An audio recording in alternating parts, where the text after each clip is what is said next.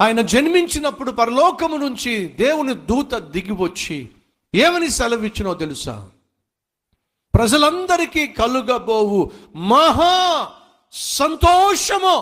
యేసుక్రీస్తు లోకానికి వచ్చిన కారణం తెలుసా? సంతోషాన్ని ఇవ్వడానికి. బట్టలు కావాలంటే మీరు బట్టల షాపుకి వెళ్ళొచ్చు, మందులు కావాలంటే మందుల షాపులకు వెళ్ళొచ్చు, చెప్పులు కావాల్సి వస్తే చెప్పుల షాపుకు వెళ్ళొచ్చు,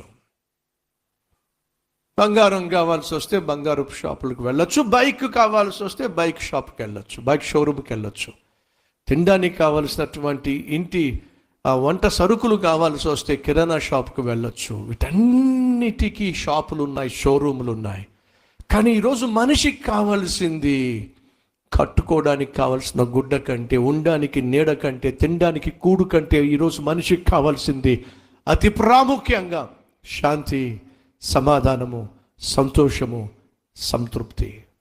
అడుగుతున్నా, నీకు గంట సేపు సమాధానాన్ని ఇచ్చేటటువంటి షాపు, షోరూమ్ ఏమైనా ఉందా? గంట సేపు నీకు శాంతి సమాధానాన్ని ప్రసాదించే, సంతోషాన్ని అనుగ్రహించే స్థలం ఏదైనా ఈ లోకంలో ఉందా?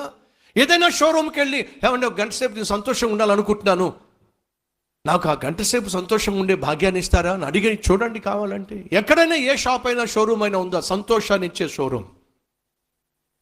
దయచేసి గమనించండి.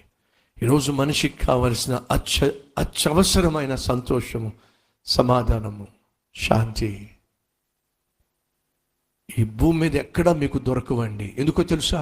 అవి కేవలం భగవంతుడు మాత్రమే ప్రసాదించగలిగిన అద్భుతమైన ఆశీర్వాదం.